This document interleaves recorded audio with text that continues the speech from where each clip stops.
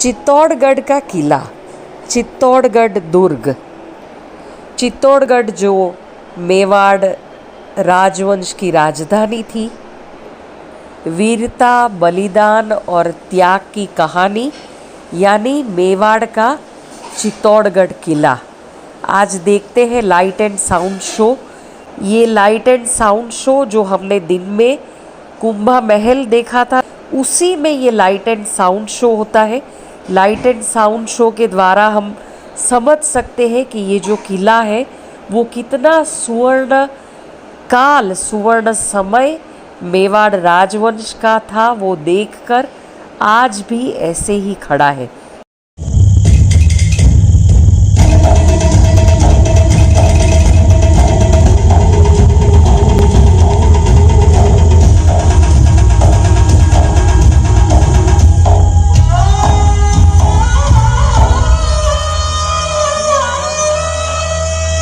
ऊंचा ऊंचा मंगेरा, ऊपर ऊंचा गढ़ चित्तौड़।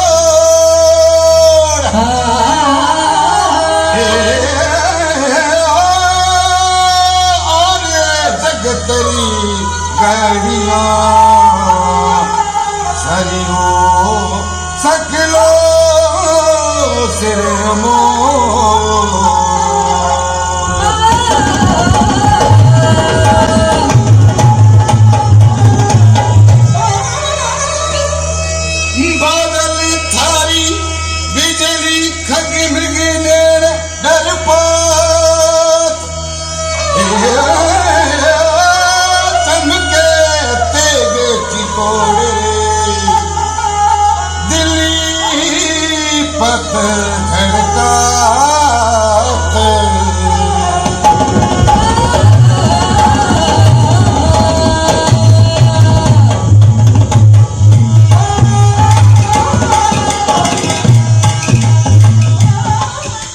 वीरों का निवास चित्तौड़।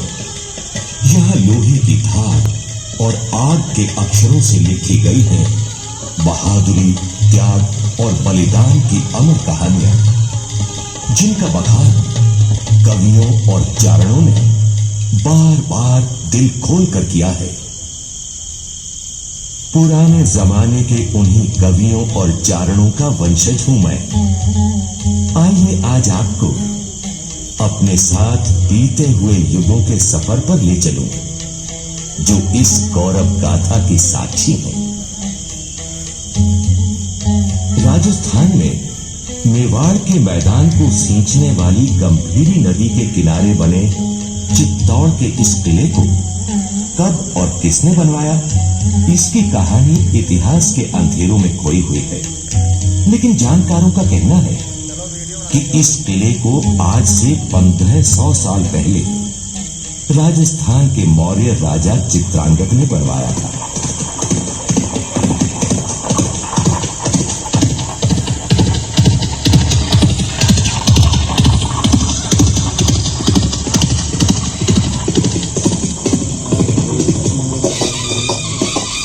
महाराज चित्रांगद की जय हो। प्रणाम महाराज।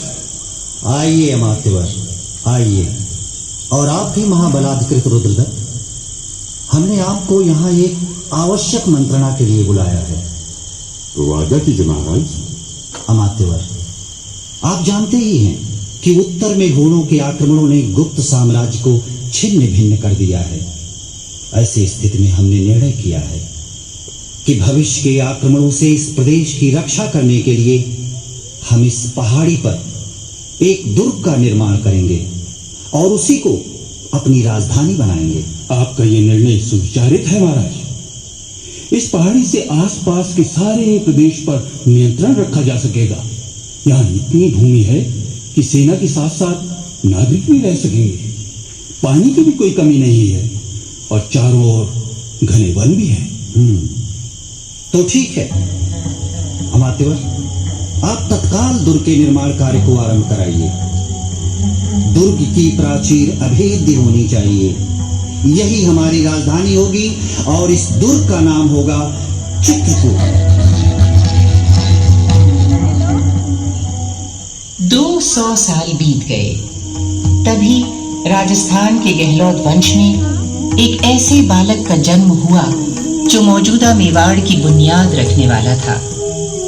ये बालक ईडर के गहलोत राजा महेंद्र का पुत्र काल भोज था। गहलोत वंश को एक बार फिर विपदा का सामना करना पड़ा। ईडर के भीलों ने गहलोत राजा महेंद्र के खिलाफ विद्रोह कर दिया।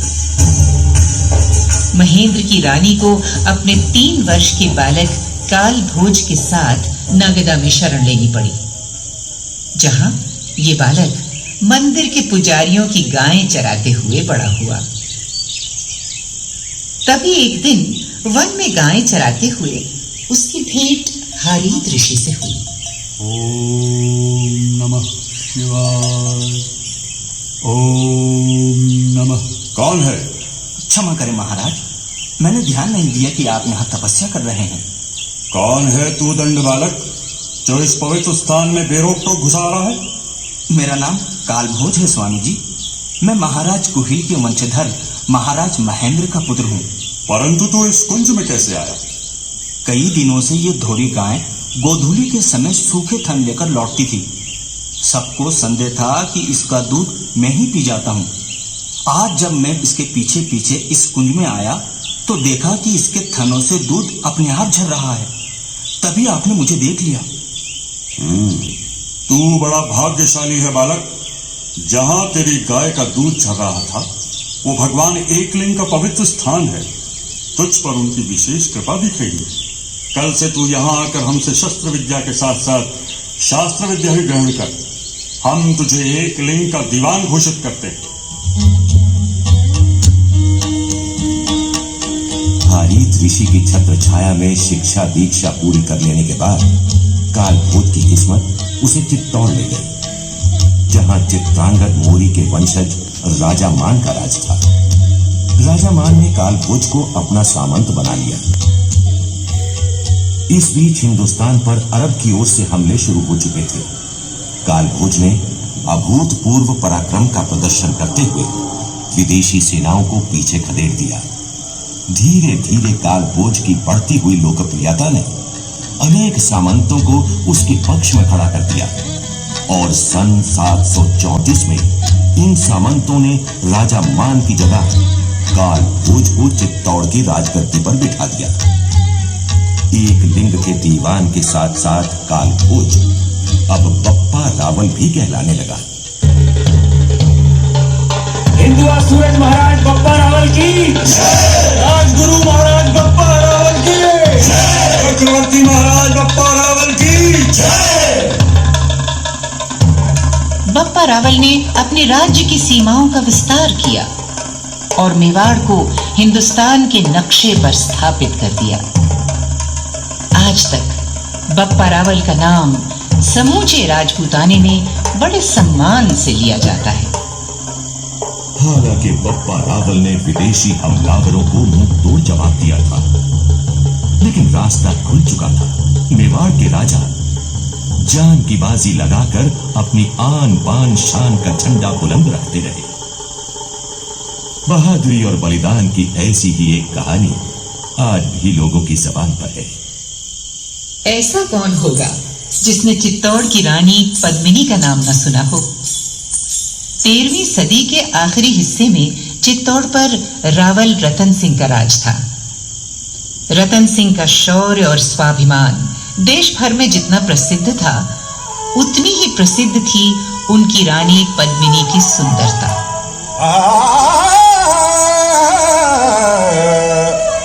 सिंगल दीप पद्मनी रानी रतन सिंह चित्तौड़ गढ़ियानी अलाउद्दीन दिल्ली सुल्तान रागो चेतन कीर बखानो सुन सही कैसे खाई हिंदू तुर्की बड़ी लड़ाई।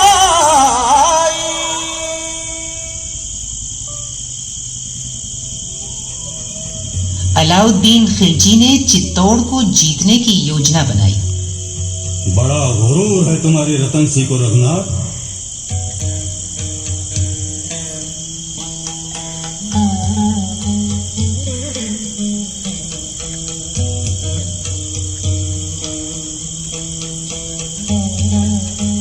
तैयारी कीजिए, हम रतन सिंह को उसकी सरकशी का सबब भी सिखाएंगे। गुजरात का रास्ता भी साफ हो जाएगा। एक तीर से कई शिकार होंगे। अलाउद्दीन खिलजी की सेना ने चित्तौड़ पर चढ़ाई करके दुर्ग के गिर्द घेरा डाल दिया।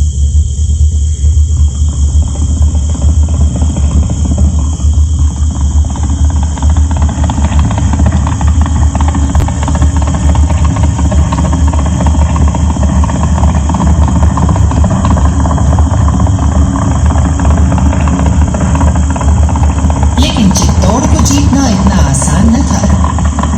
अंत में सुल्तान ने रावल रतन सिंह को एक संदेश भेजा।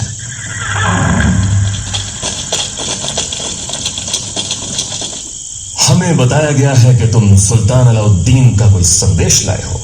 जी रावल साहब, हमारे सुल्तान को इस बात पर बेहद अफसोस है कि दोनों ही तरफ के सिपाही नाहक हलाक हो रहे हैं। इसीलिए सिकंदर सानी आफ्ताब जमा सुल्तान अलाउद्दीन ने पैगाम भेजा है कि वो अपने चंद अहलकारों के साथ बातचीत के लिए आपके किले में आने की ख्वाहिश रखते हैं।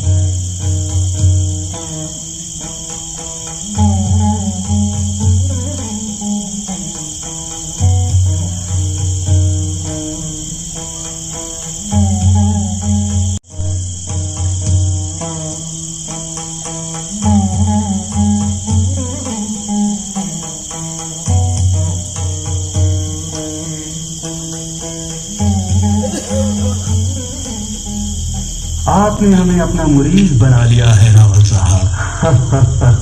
हम भी आपके प्रेम भरे व्यवहार से बहुत प्रभावित हुए हैं सुल्तान। ये तो आपकी मेहरबानी और जरा नवाजी है रावल रतन सिंह। आपकी शान शौकत और खातिरदारी ने हम जीत लिया है। अब हम इजाजत चाहते हैं। आइए दरवाजे के बाहर तक आकर हमें रुखसत कीजिए। ये तो हमारा कर्तव्य है सुल्तान। चलिए, लीजिए, हम किले के बाहर तक आ गए हैं। आपका डेरा भी सामने है। अब हमें विदा दीजिए। हम विदा देने नहीं, विदा कराने आए हैं रावल रतन सिंह। सिपाहियों, गिरफ्तार कर लो रावल साहब को और ले चलो हमारी छावनी में।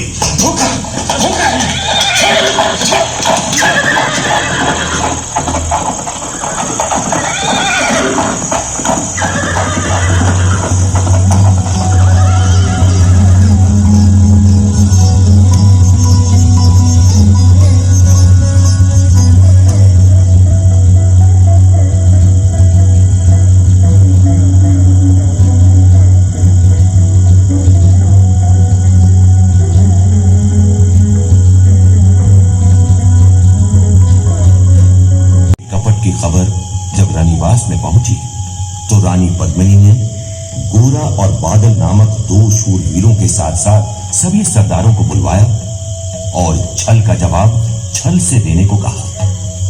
गोरा भैया, हमारे ऋषि मुनि कहे गए हैं कि दुष्टों के साथ दुष्टता से ही काम लेना चाहिए। सुल्तान ने छल किया है तो हम भी छल करेंगे। उसे कहला दो कि रानी पद्मिनी उसके डेरे में आने को तैयार है। ये कैसे अनर्थ की बातें कर रही हैं आप? ठीक कह रही हूँ। सुल्तान से कह दो कि रानी पद्मिनी की एक शर्त है कि वो अपने स्वामी से अंतिम भेंट करके ही उसके पास जाएंगी। उनके साथ उनकी सहेलियां और अंदसियां भी रहेंगी पर्देदार पालकियों में। इन सब की पद मर्यादा का ध्यान रखा जाए। ये कैसा गौरव चल रहा है? मुझे तो कुछ समझ नहीं आ रहा। आ जाएगा बादल। तो महल में 800 डोलियां सजाओ। हर डोली के भीतर एक एक रण बाकुरा हो। कहारों की जगह भी शूरवीर जाएं। सुल्तान अंधा हो रहा है। इसी का लाभ उठाकर तुम सब रावल शाह को छुड़ा लाओ।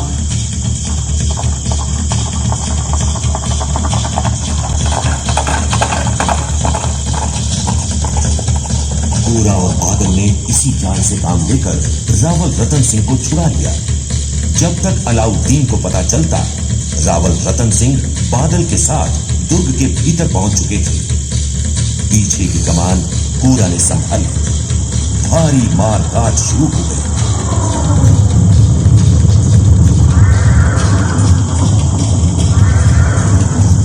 अलाउद्दीन की फौज रतन सिंह का पीछा करते करते किले के सिंह द्वार तक आ पहुंची। कोई रास्ता न देखकर रतन सिंह ने साका करने का फैसला किया। रानी पद्मिनी ने किले की सारी औरतों के साथ जौहर रचाया। रावल रतन सिंह और उनके रणबांकुरे युद्ध में खेत रहे और अलाउद्दीन के हाथ किले की राख के सिवा और कुछ भी न आया।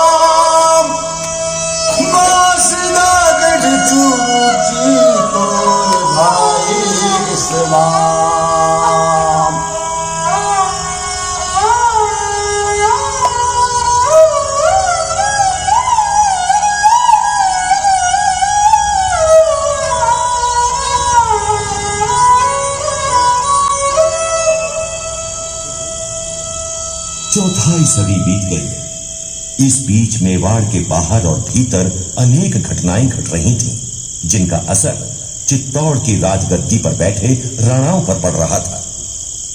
सन 1433 में जब महाराणा कुंभा चित्तौड़ में मेवाड़ की राजगद्दी पर बैठे, तो मालवा में सुल्तान महमूद खिलजी और गुजरात में बादशाह कुतुबुद्दीन शासन कर रहे थे।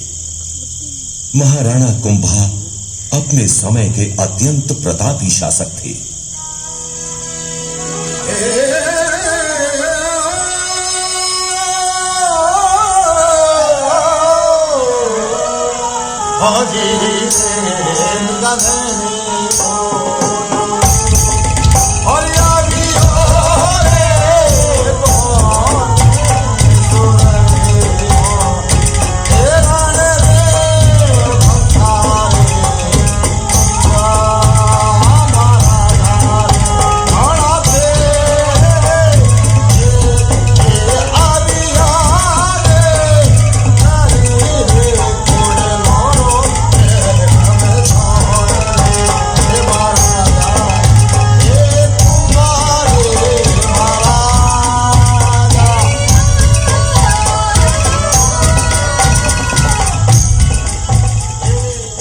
महाराणा कुंभा अपने समय के अत्यंत प्रतापी शासक थे।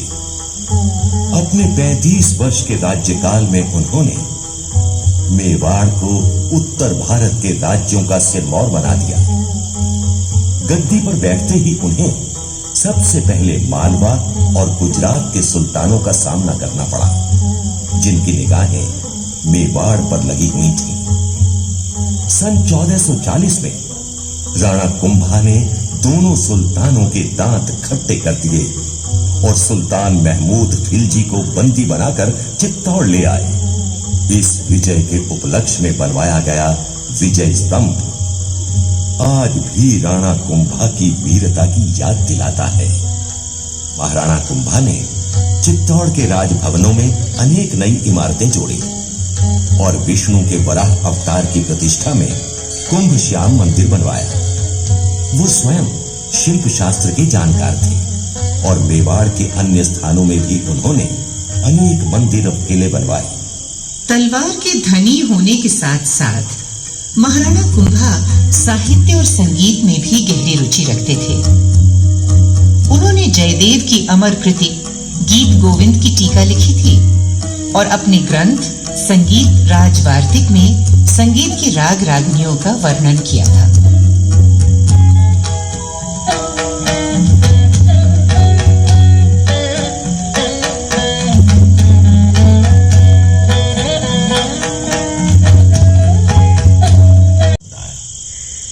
इसका भी वर्णन हम अपने ग्रंथ संगीत राज में करें।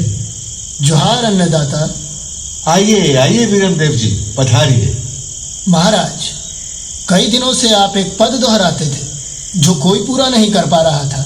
हाँ, वो पद है कामधेनु तांडव करिए। ये मेरे एक संबंधी है महाराज, ये उसे पूरा करने का बीड़ा उठाना चाहते हैं। तो देर कैसी? जग धर पर जोवती दीठ नागोर धरंती, गायत्री संग्रहण देख मन माही डरंती। सुर कोटि 33 आण निरंता चारो, नहीं चरंत पीवंत नह करती हंकारो। कुंभण राण हड़िया कलम आजस उर डर उतरिए, तिण दीह द्वार शंकर तनय कामधेनु तांडव करिए। वाह वाह वाह वाह वाह, हम बहुत प्रसन्न हुए। परंतु तुम राजपूत नहीं हो युवक, तुम निश्चय ही चारण हो। कहो क्या चाहते हो? हुकुम, आपने चारणों से अप्रसन्न हो उन्हें देश निकाला दे दिया है। अगर आप प्रसन्न हुए हैं तो अपना आदेश वापस ले लें। ठीक है, जाओ अपने भाई बंधुओं से कह दो कि वो फिर मेवाड़ में बस सकते हैं। राणा कुंभा के बाद चित्तौड़ को एक बार फिर अनिश्चितता के दौर से गुजरना पड़ा। राजगद्दी के लिए उनके वंशजों के बीच खींचातानी होती रही। अंततः राणा कुंभा का एक ऐसा वंशज चित्तौड़ की राजगद्दी पर बैठा जो न केवल मेवाड़ के महाराणाओं में सबसे प्रतापी और प्रसिद्ध होने वाला था, बल्कि उत्तर भारत के सभी राजाओं और सुल्तानों में भी अपने बाहुबल का सिक्का जमाने वाला था। इस प्रतापी राज्येश्वर का नाम था संग्राम सिंह, जिसे दुनिया राणा सांगा के नाम से जानती है।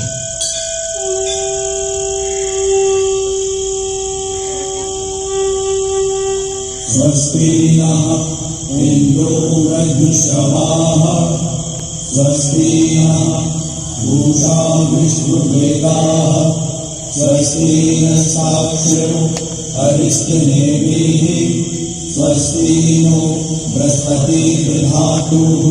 ओम शांति शांति शांति। मेवाड़ की गद्दी पर बैठते ही राणा सांगा ने अपने राज्य को संगठित करना शुरू कर दिया। तभी हिंदुस्तान के इतिहास ने एक बार फिर करवट ली। इस बार का परिवर्तन युगांतरकारी साबित होने वाला था।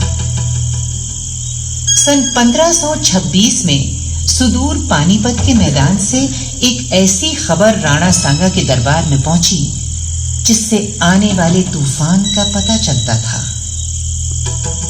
नवाब हसन खान मेवाती, ये तो सचमुच अचरज में डालने वाली खबर है। खबर हैरत अंगेज ही नहीं है राणा साहब, परेशान कर देने वाली भी है। राणा साहब, किसे अंदाजा था कि इतनी बड़ी बादशाही फौज को पानीपत के मैदान में बाबर की छोटी सी फौज से शिकस्त खानी पड़ेगी? बादशाह इब्राहिम लोदी कहाँ है? वो मैदानी जंग में शहीद हुए, इसीलिए तो बाबर के हौसले इतने बुलंद हैं। इन घटनाओं के पीछे हमें भारी संकट की आहट सुनाई दे रही है नवाब साहब।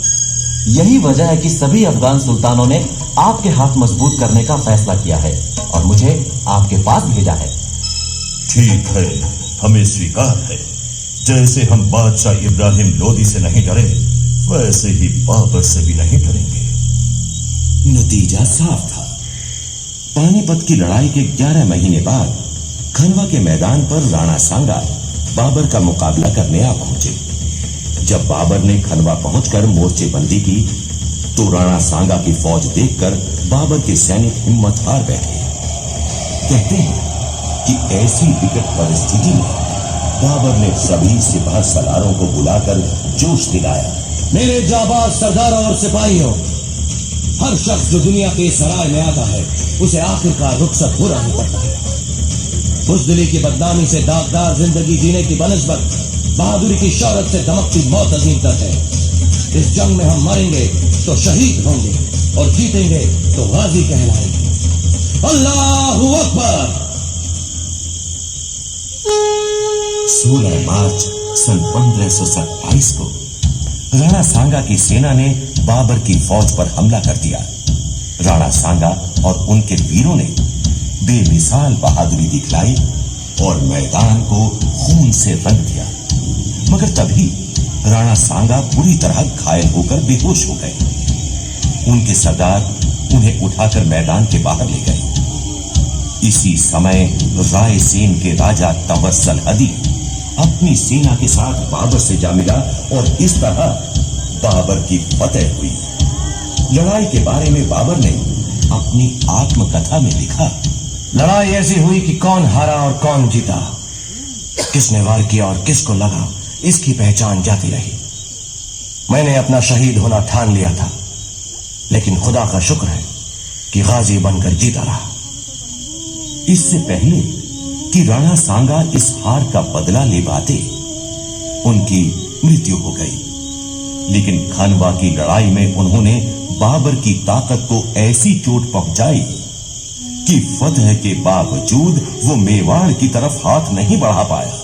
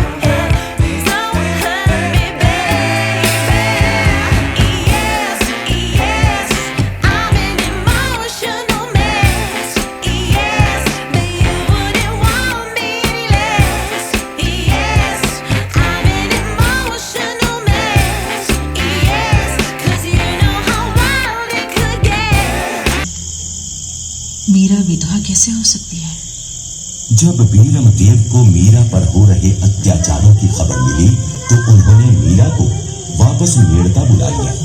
मेवाड़ में उनके मंझले बेटे विक्रमादित्य ने गद्दी संभाली, लेकिन राणा विक्रमादित्य को राजकाज की समझ नहीं थी। सरदारों में असंतोष बढ़ने लगा। राणा सांगा के तीसरे बेटे कुंवर उदय सिंह अभी छोटे थे।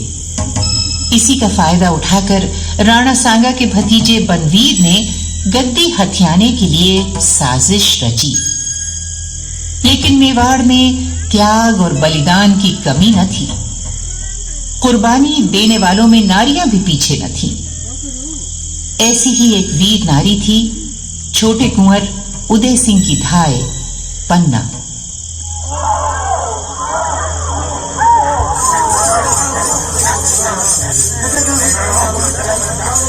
पन्ना, अरे ये शोर कैसा है बारे? गजब हो गया पन्ना धाय, गजब हो गया। बनवीर ने हुकुम की हत्या कर दी। हुकुम की? हाँ। राणा जी की? अपने राणा विक्रमाजीत की? हाँ। अब वो कुंवर जी को ढूंढता घूम रहा है। उसके इरादे ठीक नहीं लगते। इन्हें जल्दी से लेकर भाग। सुनते नहीं रावला से कैसे चीखें उठ रही है। अच्छा इधर आ। हाँ। मेरी मदद कर। हाँ। मैं कुंवर जी को फलों के टोकरे में लिटाकर ऊपर से पत्तलों से ढक देती हूँ। ठीक है। कुंवर जी की जगह अपने बेटे को लिटाकर चादर उड़ा देती हूँ। बनवीर को क्या पता चलेगा? रावला की हड़बाओं का फायदा उठाकर तू ये टोकरा लेकर किले के बाहर निकल जा। मैं तुझे वहीं मिलूंगी। कहाँ है छोटा कुंवर? क्यों पन्ना, कुंवर कहाँ है? कुंवर जी सो रहे हैं। क्या काम है? काम तो कुंवर सही है। किधर सोया है? वो रहे उधर। लो फिर अपने रास्ते का रहा सहा कांटा भी साफ कर देता। लो हो गया काम तमाम। अब मुझे निष्कंटक राज करने से कौन रोक सकता है? राजकाज मर्दों का काम है, इन बालकों और बाल बुद्धि वालों का नहीं। चलो अब हमारी आन की दुहाई फिरवा दो।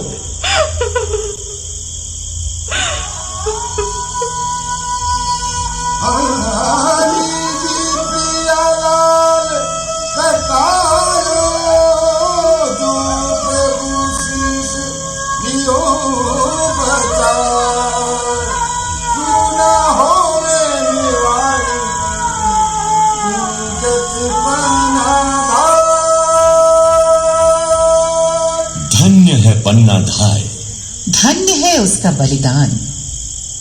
पन्ना धाय ने अपने कुल के चिराग की बलि देकर मेवाड़ की ज्योति को बुझने से बचा लिया।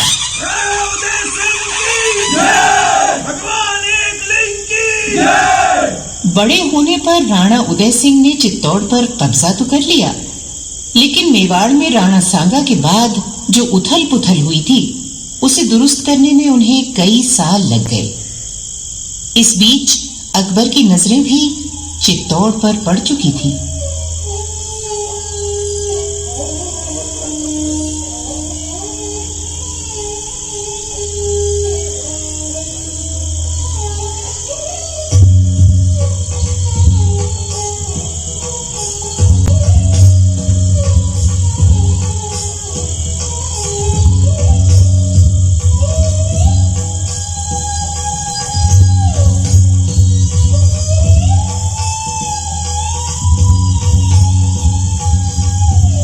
मालवा के सर्कस सुल्तान बाज बहादुर को सबक सिखाने के लिए दिल्ली से कूच किया था और यहाँ धौलपुर में मुकाम किया है। लेकिन अब हमें अपने इरादों में तब्दीली करनी होगी। हम मालवा से पहले चित्तौड़ को फतह करेंगे। वह किस कारण जिंदे इलाही?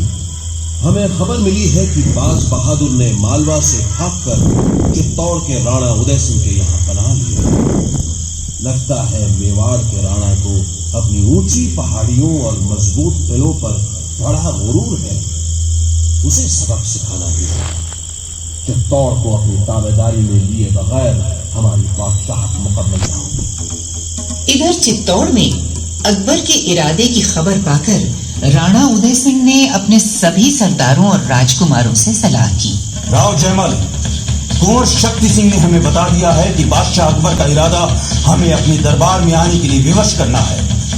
लेकिन हम अपनी आन को मुगल बादशाह के हाथों गिरवी रखने की बजाय कट मरना पसंद करेंगे। पृथ्वीनाथ, हम सब भी अपने रक्त की अंतिम बूंद तक आपके साथ हैं। राव पत्ता जगावत, प्रश्न ये है कि दिल्ली की बादशाही फौज से टक्कर कैसे ली जाए। अन्नदाता, खबर है कि बादशाह अकबर खुद अपनी फौज के साथ है और मांडलगढ़ पहुंच चुका है। राणा जी, ज्ञानियों ने कहा है कि राज्य का बल है खजाना और राजपूत भी। गुजराती बादशाहों के हमलों से खजाना भी घट गया है और रण बांकुरे भी कम हो गए। आप कहना क्या चाहते हैं? यही राणा जी कि बादशाह अकबर से सीधे मुकाबले में बर्बादी के सिवा और कुछ हासिल नहीं होगा। पृथ्वीनाथ, अब यही उचित है कि हम लोग किले में रहकर बादशाह का सामना करें और आप महाराज कुमार और रणवास समेत पहाड़ों में चले जाएं। इसी रणनीति के अनुसार राणा उदय सिंह अपने रनिवास और राजकुमारों के साथ मेवाड़ की दक्षिणी पहाड़ियों में चले गए। किले की सुरक्षा का भार साईंदास चूड़ावत, जयमल, पत्ता, ठाकुर दूडिया सांडा, रावत साहिब खान चौहान और ईसर दास जैसे सरदारों पर आया, जिनके साथ 8000 वीर राजपूत भी किले के भीतर मौजूद थे। उधर अकबर ने 23 अक्टूबर सन 1567 को चित्तौड़ से 3 कोस दूर नगरी में डेरा डाला और चित्तौड़ के मुहासरे की तैयारियां शुरू की। मोर्चाबंदी के बाद बादशाही लश्कर के सिपा सलारों ने किले के चारों तरफ से हमले शुरू किए।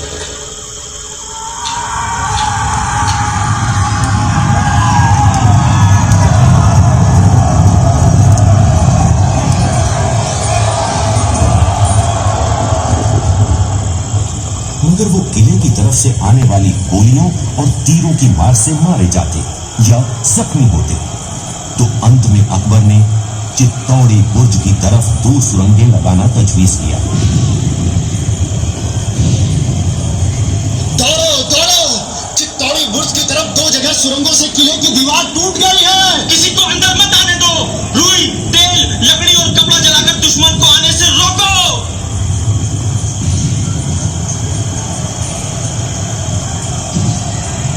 राजपूत रणबांकुरों ने अकबर के सैनिकों से जमकर मुकाबला किया। हमला रोक दिया गया और रात भर में किले की दीवार फिर से खड़ी कर दी गई। लेकिन एक दिन किले में खाने पीने का सामान खत्म हो गया। जी, किले में अब कुछ भी खाने पीने के लिए नहीं बचा है। भूख से मरने से तो लड़ते हुए मरना बेहतर है जयमल। मेरे विचार में अब हम सबको जौहर और साका के लिए तैयार हो जाना चाहिए। मेवाड़ के रणबांकुरों ने सदा की तरह आखिरी संघर्ष की तैयारी की, जिसका अंदाजा बादशाह अकबर को भी हो गया।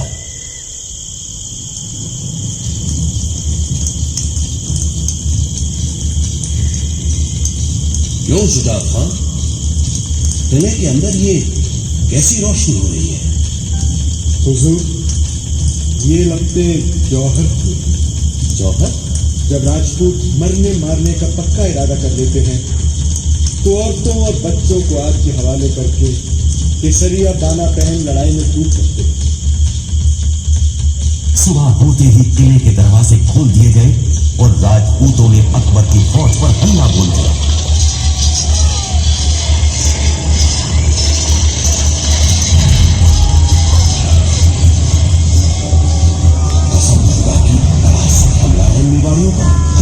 हाथी की सूंड में दुधारी खड़े बांधकर बढ़ाओ। अहमद खां, अरे सैनिक है जम के दूर। एक एक आदमी 50-50 पर भारी पड़ रहा है।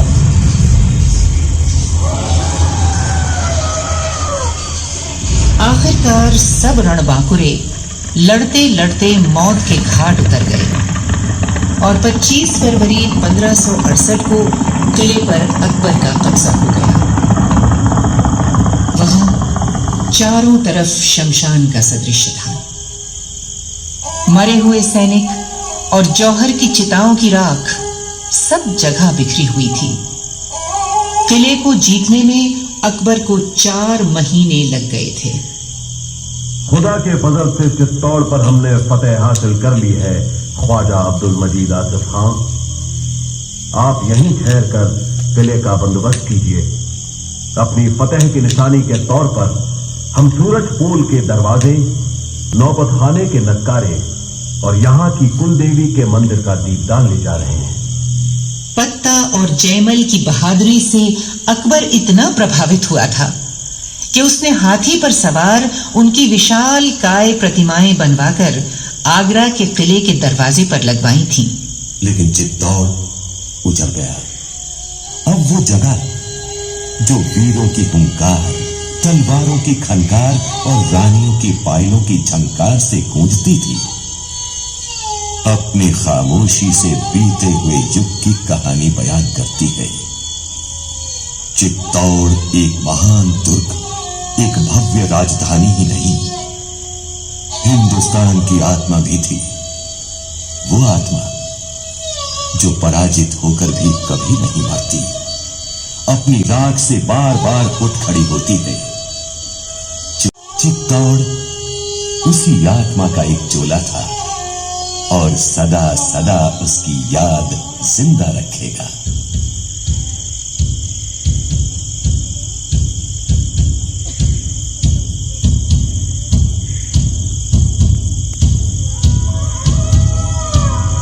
बापा कुंबा सांगाला का और हमी कुमारी घर की पूरे देवान सी भी